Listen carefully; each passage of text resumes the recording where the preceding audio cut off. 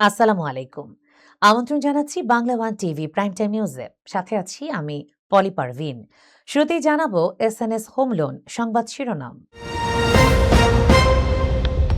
চরম আবহাওয়ার তাণ্ডবে যুক্তরাষ্ট্র, রেকর্ড গরমের পাশাপাশি দাবানল ও বন্যায় নাজেহাল জনজীবন। পরজীবী আর ব্যাকটেরিয়ার দ্বৈত আঘাতে নতুন স্বাস্থ্য সংকটে যুক্তরাষ্ট্র, বাড়ছে আক্রান্তের সংখ্যা। ইলিয়ান্সে একই পরিবারের ৫ জনকে গুলি করে হত্যা, অভিযুক্ত ১৫ ও ১৬ বছরের দুই কিশোর আটক। অভিবাসন নীতি নিয়ে আবার উত্তপ্ত নিউ ইয়র্ক, আইসের গাড়ি ঘিরে প্রতিবাদে সরব অধিকার কর্মীরা। শুনছিলেন শিরোনাম, এবার জানাবো বিস্তারিত। যুক্তরাষ্ট্র জুড়ে ভয়াবহ আবহাওয়া পরিস্থিতির কবলে ৫৮ মিলিয়ন মানুষ। পশ্চিম ও মধ্যভাগে ১১৫ ডিগ্রি ফারেনহাইট তাপমাত্রায় পড়ছে জনজীবন। সেই সাথে দাবানলের গ্রাসে বহু এলাকা। বিপরীত চিত্র লুইজিয়ানা ও ফিলাডেলফিয়ায়। সেখানে প্রবল বর্ষণ ও ঝড়ে সৃষ্টি হয়েছে বন্যা ও ব্যাপক ক্ষয়ক্ষতি। দুর্যোগ মোকাবিলায় অঞ্চলভেদে জরুরি অবস্থা জারি করা হয়েছে। আবহাওয়া দপ্তর এই চরম পরিস্থিতি আগামী কয়েকদিন অব্যাহত থাকার সতর্কবার্তা দিয়েছে। যুক্তরাষ্ট্রের আবহাওয়া পরিস্থিতি চরম আকার ধারণ করেছে। হিট ডোম বা তাপীয় বলয়ের কবলে পড়ে দেশটির ৫৮ মিলিয়নেরও বেশি মানুষ বর্তমানে তীব্র তাপপ্রবাহের সতর্কতার মধ্যে রয়েছেন। বিশেষ করে পশ্চিম ও মধ্য যুক্তরাষ্ট্রে তাপমাত্রার পারদ অতীতের সব রেকর্ড ছাড়িয়ে গেছে। মন্টানার বিলিংসে তাপমাত্রা ১১০ ডিগ্রি ফারেনহাইটে পৌঁছেছে, যা একটি নতুন রেকর্ড। সল্ট লেক সিটিতে তাপমাত্রা ১০৯ ডিগ্রি স্পর্শ করেছে, যা ১৯৬০ সালের আগের রেকর্ডকেও ছাপিয়ে গেছে। নর্থ ডাকোটা ও দক্ষিণ পশ্চিমের মরুভূমি অঞ্চলে তাপমাত্রা ১০৫ থেকে ১১৫ ডিগ্রির মধ্যে ওঠানামা করছে। আবহাওয়া অফিস একে অস্বাভাবিক ও বিরল বলে অভিহিত করেছে। দিনের তীব্র গরমের পাশাপাশি রাতেও তাপমাত্রা কমছে না, যা জনজীবনে ভয়াবহ স্বাস্থ্য ঝুঁকি তৈরি করছে। তীব্র এই গরমের পাশাপাশি দাবানলের ঝুঁকিও বেড়ে গেছে বহুগুণ। ক্যালিফোর্নিয়ার অ্যান্টিলোপ ভ্যালিতে দাবানলের কারণে হাজার হাজার একর জমি পুড়ে ছাই হয়েছে এবং অনেককে এলাকা ছাড়তে হয়েছে। কলোরাডোর পাহাড়ি অঞ্চলেও নতুন করে দাবানল ছড়িয়ে পড়েছে, যা শত শত বাড়ি ঘর ধ্বংস করেছে। অন্যদিকে দেশের পূর্ব এবং মধ্যাঞ্চলে ঠিক উল্টো চিত্র। লুইজিয়ানার নিউ অর্লিন্সে ভারী বর্ষণে সৃষ্টি হয়েছে জলাবদ্ধতার। মেজৌরিতে ঐতিহাসিক বন্যা পরিস্থিতির কারণে একটি শিশু ক্যাম্প থেকে ২০০ জনেরও বেশি মানুষকে উদ্ধার করা হয়েছে। ফিলাডেলফিয়াতে আঘাত এনেছে শক্তিশালী মাইক্রোবার্স্ট, যেখানে বাতাসের গতিবেগ ছিল ঘন্টায় ৭০ মাইল। পরিস্থিতি সামাল দিতে ফিলাডেলফিয়ার মেয়র জরুরি অবস্থা ঘোষণা করেছেন। বিশেষজ্ঞরা সতর্ক করছেন, এই তাপপ্রবাহ এবং চরম আবহাওয়া আগামী সপ্তাহ জুড়ে স্থায়ী হতে পারে। নাগরিকদের পর্যাপ্ত পানি পান করা ও স্বাস্থ্য ঝুঁকি এড়াতে সর্বোচ্চ সতর্কতা অবলম্বন করার পরামর্শ দিয়েছে ন্যাশনাল ওয়েদার সার্ভিস। খাদ্যবাহিত পরজীবী সাইক্লোস্পোরার সংক্রমণে যুক্তরাষ্ট্র জুড়ে উদ্বেগ বাড়ছে। ইতোমধ্যে ৩১টি অঙ্গরাজ্যে আক্রান্তের সংখ্যা ৩,০০০ ছাড়িয়েছে, যার মধ্যে সবচেয়ে বেশি রোগী মিশিগানে। একই সময়ে নিউ ইয়র্কে লিজিওনিয়ার্স রোগও নতুন করে দুশ্চিন্তা বাড়িয়েছে। স্বাস্থ্য কর্মকর্তারা সংক্রমণের উৎস খুঁজে বের করতে তদন্ত চালিয়ে যাচ্ছেন। বিস্তারিত ফারজানা আফরোজের রিপোর্টে। যুক্তরাষ্ট্র জুড়ে উদ্বেগ বাড়াচ্ছে খাদ্যবাহিত পরজীবী সাইক্লোস্পোরার সংক্রমণ। দেশটির বিভিন্ন অঙ্গরাজ্যে আক্রান্তের সংখ্যা ইতোমধ্যে ৩,০০০ ছাড়িয়েছে। সংক্রমণের উৎস খুঁজে বের করতে তদন্ত চালিয়ে যাচ্ছে স্বাস্থ্য কর্তৃপক্ষ। এনবিসি নিউজের অঙ্গরাজ্য ভিত্তিক স্বাস্থ্য বিভাগের তথ্য বিশ্লেষণে দেখা গেছে ৩১টি অঙ্গরাজ্যে সাইক্লোস্পোরিয়াসিসের সংক্রমণ শনাক্ত হয়েছে। এর মধ্যে মিশিগান সবচেয়ে বেশি ক্ষতিগ্রস্ত। সেখানে পরীক্ষাগারে নিশ্চিত আক্রান্তের সংখ্যা প্রায় ২,০০০। এছাড়া নিউ ইয়র্কে প্রায় ৪০০ জন আক্রান্ত হয়েছেন, যাদের বেশিরভাগই নিউ ইয়র্ক সিটির বাসিন্দা। বিশেষজ্ঞরা বলছেন, সাইক্লোস্পোরা একটি অণুবীক্ষণিক পরজীবী, যা সাধারণত তাজা ফল ও সবজির গায়ে লেগে থাকতে পারে। তবে এখন পর্যন্ত কোনো নির্দিষ্ট খাদ্যকে সংক্রমণের একক উৎস হিসেবে শনাক্ত করা যায়নি। স্বাস্থ্য বিশেষজ্ঞদের পরামর্শ, ফল ও সবজি খাওয়া বন্ধ করার প্রয়োজন নেই, বরং সেগুলো ভালোভাবে ধুয়ে সম্ভব হলে খোসা ছাড়িয়ে এবং রান্না করে খাওয়াই সবচেয়ে নিরাপদ উপায়। এদিকে নিউ ইয়র্কে একই সময়ে লিজিওনিয়ার্স ডিজিজ নিয়েও উদ্বেগ তৈরি হয়েছে। লিজিওনেলা ব্যাকটেরিয়ায় দূষিত পানির ক্ষুদ্র কণা শ্বাসের সঙ্গে শরীরে প্রবেশ করলে এই ব্যাকটেরিয়া জনিত নিউমোনিয়া হতে পারে। এ পর্যন্ত 56 জন আক্রান্ত হয়েছেন। শহরের আপার ইস্ট সাইডের 31টি ভবনের কুলিং টাওয়ারে লিজিওনেলা ব্যাকটেরিয়ার উপস্থিতি পাওয়া গেছে, যার মধ্যে বিখ্যাত গাগেনহাইম মিউজিয়ামও রয়েছে। স্বাস্থ্য কর্মকর্তারা জানিয়েছেন আক্রান্ত ভবনগুলো জীবাণুমুক্ত করা হয়েছে, তবে কোন ভবন থেকে সংক্রমণ ছড়িয়েছে তা এখনও নিশ্চিত হওয়া যায়নি। উভয় সংক্রমণের ক্ষেত্রেই দ্রুত পরীক্ষা এবং প্রয়োজনে চিকিৎসা নেয়ার পরামর্শ দিয়েছেন বিশেষজ্ঞরা। মার্কিন সিনেটর লিন্ডসে গ্রাহামের মৃত্যুর পর দক্ষিণ ক্যারোলিনার রাজনীতিতে শুরু হয়েছে নতুন সমীকরণ। রিপাবলিকান দলের নতুন প্রার্থী বাছাইয়ের সূচি ঘোষণা করেছে নির্বাচন কর্তৃপক্ষ। একই সঙ্গে সিনেটের শূন্য আসনে অস্থায়ী নিয়োগের প্রস্তুতিও চলছে। কে হবেন গ্রাহামের উত্তরসূরি তা নিয়ে রাজনৈতিক অঙ্গনে শুরু হয়েছে জোর আলোচনা। মার্কিন সিনেটর লিন্ডসে গ্রাহামের মৃত্যুর পর দক্ষিণ ক্যারোলিনার রাজনীতিতে শুরু হয়েছে নতুন সমীকরণ। আগামী নভেম্বরে অনুষ্ঠেয় সাধারণ নির্বাচনের আগে রিপাবলিকান দলের নতুন প্রার্থী বাছাইয়ের প্রক্রিয়া শুরু করছে অঙ্গরাজ্যের নির্বাচন কমিশন। নির্বাচন কর্মকর্তারা জানিয়েছেন সিনেটর গ্রাহাম সম্প্রতি রিপাবলিকান প্রাইমারিতে জয়ী হয়ে পুনর্নির্বাচনের মনোনয়ন নিশ্চিত করেছিলেন, কিন্তু আকস্মিক মৃত্যুর কারণে এখন ব্যালটে তার পরিবর্তে নতুন প্রার্থীর নাম অন্তর্ভুক্ত করতে হবে। কর্মকর্তাদের ভাষায় এমন পরিস্থিতি অত্যন্ত বিরল, তাই আইন ও নির্বাচন বিধি পর্যালোচনা করে দ্রুত পরবর্তী পদক্ষেপ নেওয়া হচ্ছে। দক্ষিণ ক্যারোলিনা রিপাবলিকান পার্টির চেয়ারম্যান জানান 21 জুলাই থেকে এক সপ্তাহব্যাপী মনোনয়নপত্র জমা নেওয়া হবে। 11 আগস্ট অনুষ্ঠিত হবে বিশেষ প্রাইমারি নির্বাচন। প্রয়োজনে 25 আগস্ট রান অফ ভোট হবে। এরপর বিজয়ী রিপাবলিকান প্রার্থী নভেম্বরে ডেমোক্র্যাট প্রার্থী ডক্টর অ্যানি অ্যান্ড্রুজের মুখোমুখি হবেন। এদিকে গভর্নর হেনরি ম্যাকমাস্টার অস্থায়ীভাবে একজন রিপাবলিকানকে সিনেটের শূন্য আসনে নিয়োগ দেবেন। তিনি আগামী জানুয়ারি পর্যন্ত দায়িত্ব পালন করবেন। তবে যিনি অন্তর্বর্তী নিয়োগ পাবেন তিনি যে নির্বাচনে রিপাবলিকান প্রার্থী হবেন এমন কোনো বাধ্যবাধকতা নেই। নির্বাচন কমিশন আরও জানিয়েছে বিশেষ প্রাইমারিতে প্রার্থী হওয়ার ক্ষেত্রে সংখ্যার কোনো সীমা নেই, তবে প্রত্যেক প্রার্থীকে প্রায় $10,000 ফাইলিং ফি জমা দিতে হবে। সব রাজনৈতিক প্রস্তুতির মধ্যেও কর্মকর্তারা সিনেটর গ্রাহামের পরিবার, সহকর্মী এবং তার প্রচার টিমের প্রতি গভীর সমবেদনা জানিয়েছেন। ইলিনয়েসের ইস্ট সেন্ট লুইসে একই পরিবারের 5 সদস্যকে গুলি করে হত্যার ঘটনায় চাঞ্চল্য ছড়িয়েছে যুক্তরাষ্ট্র জুড়ে। হামলায় আহত হয়েছেন আরও 2 জন, আর অভিযুক্ত হিসেবে গ্রেপ্তার হয়েছে মাত্র 15 ও 16 বছর বয়সী 2 কিশোর। 3টি ভিন্ন স্থানে সংঘটিত এই হত্যাকাণ্ডের পেছনের কারণ খুঁজে বের করতে তদন্ত চালিয়ে যাচ্ছে পুলিশ। বিস্তারিত থাকছে প্রতিবেদনে। আবারও বন্দুকের গুলিতে রক্তাক্ত যুক্তরাষ্ট্র। এবার ইলিনয়েস অঙ্গরাজ্যের ইস্ট সেন্ট লুইসে একই পরিবারের 5 সদস্য নিহত হওয়ার ঘটনায় স্তম্ভিত পুরো দেশ। ভয়াবহ এই হামলায় আহত হয়েছেন আরও 2 জন। আর সবচেয়ে চাঞ্চল্যকর তথ্য, হত্যাকাণ্ডের অভিযোগে গ্রেফতার করা হয়েছে মাত্র 15 ও 16 বছর বয়সী 2 কিশোরকে। ইলিনয়েস স্টেট পুলিশের তথ্য অনুযায়ী হামলাটি এক জায়গায় নয়, ইস্ট সেন্ট লুইসের 3টি ভিন্ন স্থানে গুলি চালানো হয়। নিহতদের বয়স 21 থেকে 74 বছরের মধ্যে। তদন্তকারীরা জানিয়েছেন প্রাথমিকভাবে ধারণা করা হচ্ছে গ্রেফতার হওয়া সন্দেহভাজনদের অন্তত একজনের সঙ্গে নিহতদের একজনের পারিবারিক সম্পর্ক রয়েছে। তবে কী কারণে এই নির্মম হত্যাকাণ্ড ঘটেছে সে বিষয়ে এখনও নিশ্চিত কোনো তথ্য প্রকাশ করা হয়নি। ঘটনার পরপরই এলাকা জুড়ে নিরাপত্তা জোরদার করা হয়েছে। আলামত সংগ্রহের পাশাপাশি প্রত্যক্ষদর্শীদের জিজ্ঞাসাবাদ করছেন তদন্তকারীরা। হামলার সঙ্গে অন্য কেউ জড়িত ছিল কিনা সেটিও খতিয়ে দেখা হচ্ছে।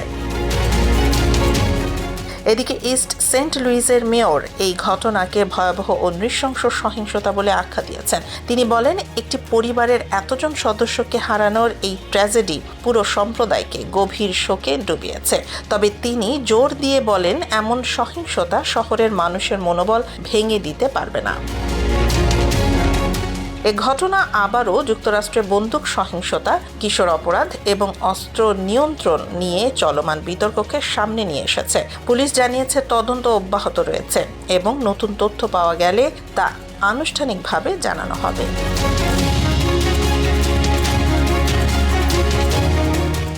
নিউ ইয়র্কের ম্যানহাটানে আইসের যানবাহন পার্কিংকে ঘিরে শুরু হয়েছে নতুন বিতর্ক।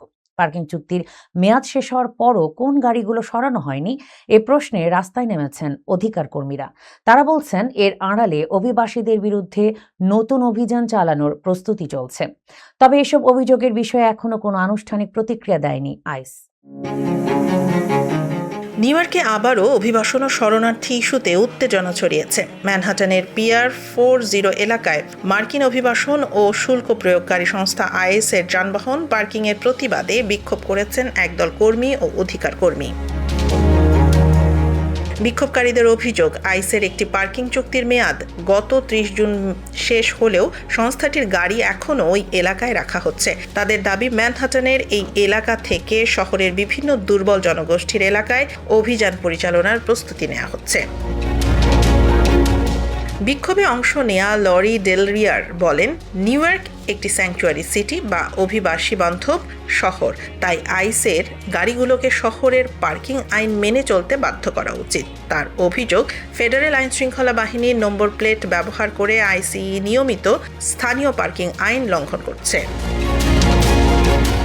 আরেক বিক্ষোভকারী ক্রিশ্চিয়ান মোলিয়ের বলেন, আইস এর সশস্ত্র সদস্যদের আবাসিক এলাকায় উপস্থিতি পরিবার ও শিশুদের মধ্যে ভয় তৈরি করছে। তিনি দাবি করেন, অনেক নিউ ইয়র্কবাসী জানেনই না যে এই এলাকায় আইসের যানবাহন রাখা হয়, তাই জনসচেতনতা বাড়াতেই তাদের এই কর্মসূচি। বিক্ষোভকারীরা জানান, অতীতেও একই দাবিতে আন্দোলন হয়েছে এবং ভবিষ্যতেও তা অব্যাহত থাকবে। তাদের আহ্বান, নিউ ইয়র্ক সিটি প্রশাসন যেন স্থানীয় আইন কঠোরভাবে প্রয়োগ করে এবং আইসিইকে শহরের নিয়ম মেনে চলতে বাধ্য করে। তবে উল্লেখ্য, বিক্ষোভকারীদের এসব অভিযোগের বিষয়ে আইস বা সংশ্লিষ্ট ফেডারেল কর্তৃপক্ষের আনুষ্ঠানিক প্রতিক্রিয়া এই প্রতিবেদন প্রকাশ পর্যন্ত পাওয়া যায়নি। নিউ ইয়র্কের ক্যানাল স্ট্রিটে অবৈধ পণ্যের রমরমা ব্যবসা বন্ধে আবারও অভিযান চালিয়েছে এনওয়াইপিডি।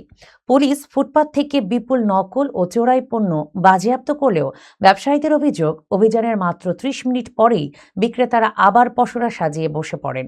দীর্ঘ 2 বছরেও প্রশাসনের এই পদক্ষেপে কোনো স্থায়ী সমাধান না মেলায় স্থানীয়দের মাঝে চরম ক্ষোভ বিরাজ করছে। নিউ ইয়র্কের চায়নাটাউনের ক্যানাল স্ট্রিট এখন যেন অবৈধ কেনাবেচার এক অনিয়ন্ত্রিত বাজারে পরিণত হয়েছে। দীর্ঘদিন ধরে চলা এই উইকিপিডিয়া বা খোলা আকাশের নিচে বসা নকল ও চোরাই পণ্যের পসরা বন্ধ করতে রোববার ফের অভিযানে নেমেছিল এনওয়াইপিডি। অভিযান চলাকালীন পুলিশ সদস্যরা ফুটপাতে থাকা অবৈধ স্টলগুলো গুঁড়িয়ে দেয় এবং বিপুল পরিমাণ নকল হ্যান্ডব্যাগ, পাওয়ার টুলস সহ অন্যান্য পণ্য বাজেয়াপ্ত করে ট্রাকে ভরে নিয়ে যায়। কিন্তু পুলিশের এই কড়াকড়ি সত্ত্বেও পরিস্থিতি যেন আগের জায়গাতেই দাঁড়িয়ে আছে। স্থানীয় ব্যবসায়ীদের অভিযোগ, পুলিশের অভিযান লোক দেখানো ছাড়া আর কিছুই নয়। অভিযানের মাত্র 30 মিনিটের মধ্যেই বিক্রেতারা আবার তাদের পসরা সাজিয়ে বসে পড়ছেন। এক বিউটি স্যালুন মালিকের ভাষ্যমতে, পুলিশ চলে যাওয়ার পরপরই তা আবার ফিরে আসে। এটি যেন এক অবিরাম লুকোচুরি খেলা। চায়নাটাউনের এই ব্যস্ত রাস্তায় ক্রেতাদের চলাচলের পথ পুরোপুরি রুদ্ধ করে দেয় এই অবৈধ বিক্রেতারা। এমনকি যে দোকান থেকে পণ্য চুরি হচ্ছে তার কয়েক ফুট সামনেই তা বিক্রি করার মতো ধৃষ্টতাও দেখাচ্ছে তারা। এনওয়াইপিডি এবং ফেডারেল ইমিগ্রেশন এজেন্টরা গত 2 বছর ধরে এই এলাকা নিয়ে কাজ করলেও কোনো স্থায়ী সমাধান মেলেনি। আইনি দুর্বলতাকেও দায়ী করছেন অনেকে। এপ্রিল মাসে ট্রেডমার্ক জালিয়াতির দায়ে একজনকে গ্রেপ্তার করা হলেও জামিনযোগ্য না হওয়ার অপরাধীরা আইনের ফাঁক গলে দ্রুত বেরিয়ে আসছে। একদিকে পুলিশের হানা, অন্যদিকে অসাধু বিক্রেতাদের ফিরে আসার জেদ। সব মিলিয়ে ক্যানাল স্ট্রিট এখন স্থানীয় ব্যবসায়ীদের জন্য এক দুশ্চিন্তার কারণ হয়ে দাঁড়িয়েছে। এই সমস্যার স্থায়ী সমাধান না হলে চায়নাটাউনের সৌন্দর্য এবং শৃঙ্খলা ফিরে পাওয়া কঠিন হবে বলেই মনে করছেন সচেতন নাগরিকরা। নিউ ইয়র্ক সিটিতে বাড়ি ভাড়া এখন সর্বকালের রেকর্ড ছাড়িয়েছে। ম্যানহাটানে গড় ভাড়া বেড়ে $5,300 ছুঁয়েছে এবং প্রভাব পড়ছে ব্রুকলিন ও কুইন্সের মতো এলাকাগুলোতেও। আবাসন সংকট ও নির্মাণ ব্যয় বেড়ে যাওয়ায় সাধারণ মানুষের জীবনযাত্রা দুর্বিষহ হয়ে উঠেছে। কম্পট্রোলার মার্ক লেভাইন পরিস্থিতির সমাধানে অফিস স্পেসকে আবাসনে রূপান্তর সহ সরকারি নীতিমালা আরও সহজ করার উপর জোর দিয়েছেন। নিউ ইয়র্ক সিটিতে আবাসন সংকট যেন চরম আকার ধারণ করেছে। সম্প্রতি প্রকাশিত এক রিপোর্টে দেখা গেছে ম্যানহাটনে জুন মাসের গড় ভাড়া অতীতের সব রেকর্ড ভেঙে ফেলেছে। শুধু ম্যানহাটন নয়, এর প্রভাব পড়ছে ব্রুকলিন, কুইন্স এবং ব্রোঙ্কসের মতো বাইরের এলাকাগুলোতেও। রিয়েল এস্টেট ফার্ম কর্পোরান এর তথ্য অনুযায়ী ম্যানহাটনে গড় মাসিক ভাড়া 8% থেকে বেড়ে $5,300 কাছাকাছি পৌঁছেছে। ব্রুকলিনেও ভাড়ার নতুন রেকর্ড $4,350। কুইন্সের রেগো পার্কের মতো এলাকাগুলোতে এক বেডরুমের ফ্ল্যাটের ভাড়া গত বছরের তুলনায় 12% পর্যন্ত বেড়েছে। নতুন আসা বাসিন্দারা বলছেন, অন্যান্য রাজ্যের তুলনায় এখানে জীবনযাত্রার ব্যয় প্রায় দ্বিগুণ। নিউ ইয়র্ক সিটির কম্পট্রোলার মার্ক লেভাইন এই সংকটকে কেবল সরবরাহ ও চাহিদার ব্যবধান হিসেবে দেখছেন।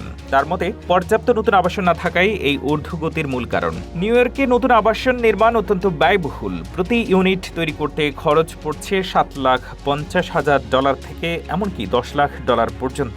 এই পরিস্থিতি মোকাবেলায় কম্পট্রোলার লেভাইন শহরের আইন প্রণেতাদের নিয়ম কানুন সহজ করার আহ্বান জানিয়েছেন। বিশেষ করে অব্যবহৃত অফিস স্পেসগুলোকে আবাসনে রূপান্তর করার যে সফল কর্মসূচি চলছে তা কোনো অনাকাঙ্ক্ষিত দুর্ঘটনার কারণে থামিয়ে দেওয়া হবে না বলে তিনি আশ্বস্ত করেছেন। তবে প্রশ্ন থেকেই যায়, এই আকাশচুম্বী ভাড়া আর ক্রমবর্ধমান ব্যয়ের চাপে সাধারণ মানুষের জন্য নিউ ইয়র্কে টিকে থাকা কি দিন দিন অসম্ভব হয়ে পড়ছে?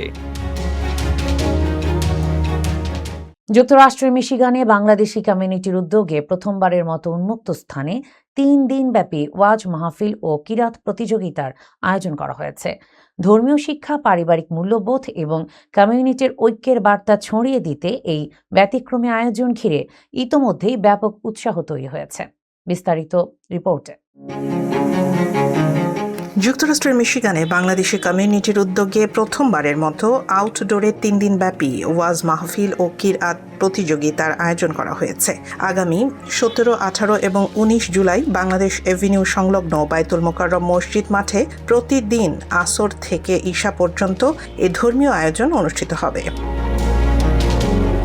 অনুষ্ঠানে প্রখ্যাত ওলামায়ে কেরামের বয়ান, কোরআন তিলাওয়াত, ইসলামিক সঙ্গীত পরিবেশন, কিরাত প্রতিযোগিতা এবং বিজয়ীদের জন্য আকর্ষণীয় পুরস্কারের ব্যবস্থা রাখা হয়েছে।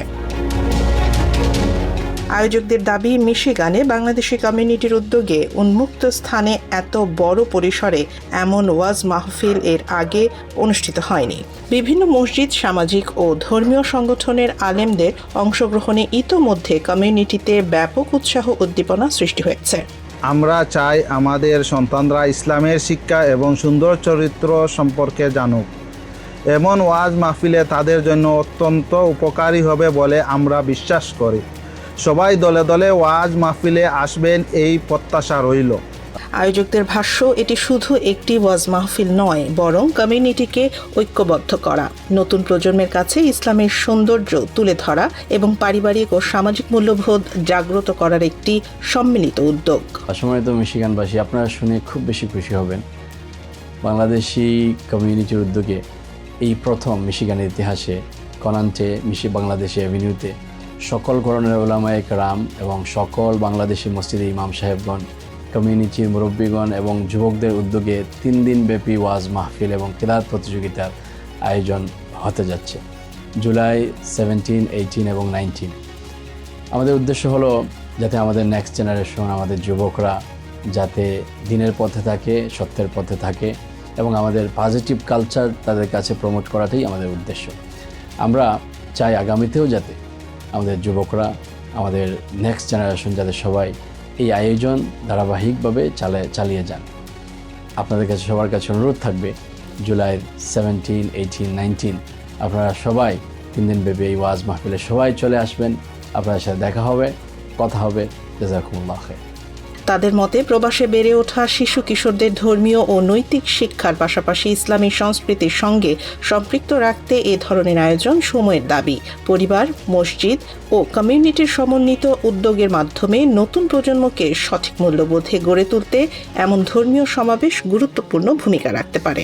বাংলাদেশ এভিনিউ মিশিগানে অনুষ্ঠিতব্য তরুণ যুবক সর্বস্তরের দ্বীনী ভাইদের উদ্যোগে আয়োজিত অনুষ্ঠিতব্য ঐতিহাসিক ওয়াজ মাহফিল ও কেরাত প্রতিযোগিতায় গুরুত্বপূর্ণ দিনী বিষয়ে প্রজ্ঞাবান ওলামায়ে কেরামগণ আলোচনা পেশ করবেন।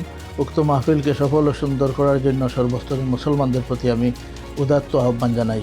ইসলামী চিন্তাবিদদের মতে পরিবার সমাজের ভিত্তি। পারস্পরিক শ্রদ্ধাবোধ, দায়িত্বশীলতা, নৈতিকতা ও আল্লাহ ভীতি পারিবারিক জীবনে শান্তি প্রতিষ্ঠার মূল উপাদান। সন্তানদের চরিত্র গঠনে ধর্মীয় শিক্ষা, উত্তম আদর্শ ও পারিবারিক সম্প্রীতির কোনো বিকল্প নেই। তাদের মতে প্রবাসের সাংস্কৃতিক ও সামাজিক নানা চ্যালেঞ্জের মধ্যে বেড়ে ওঠা নতুন প্রজন্মকে ইতিবাচক মূল্যবোধের সঙ্গে পরিচিত করাতে ধর্মীয় ও সামাজিক উদ্যোগ আরও জোরদার করা প্রয়োজন। এ ধরনের আয়োজন তরুণদের ইতিবাচক কর্মকাণ্ডে উৎসাহিত করার পাশাপাশি সমাজে পারস্পরিক সহযোগিতা, সম্প্রীতি ও ঐক্যের পরিবেশ গড়ে তুলতে সহায়ক হবে। 3 দিনব্যাপী এই ওয়াজ মাহফিলে মিশিগানের বিভিন্ন শহরের পাশাপাশি পার্শ্ববর্তী অঙ্গরাজ্য থেকেও বিপুল সংখ্যক মুসল্লির অংশগ্রহণের আশা করছেন আয়োজকেরা। ধর্মীয় শিক্ষা, পারিবারিক মূল্যবোধ এবং কমিউনিটির ঐক্যের বার্তা ছড়িয়ে দিতে এই উদ্যোগ নতুন দৃষ্টান্ত স্থাপন করবে বলেও তারা আশাবাদ ব্যক্ত করেছেন। এই ছিল Bangla one TV prime time নিউজে। পরবর্তী প্রাইম টাইম নিউজ দেখার আমন্ত্রণ জানিয়ে বিদায় নিচ্ছি আমি পলি পারভিন। এতক্ষণ সাথে থাকার জন্য ধন্যবাদ।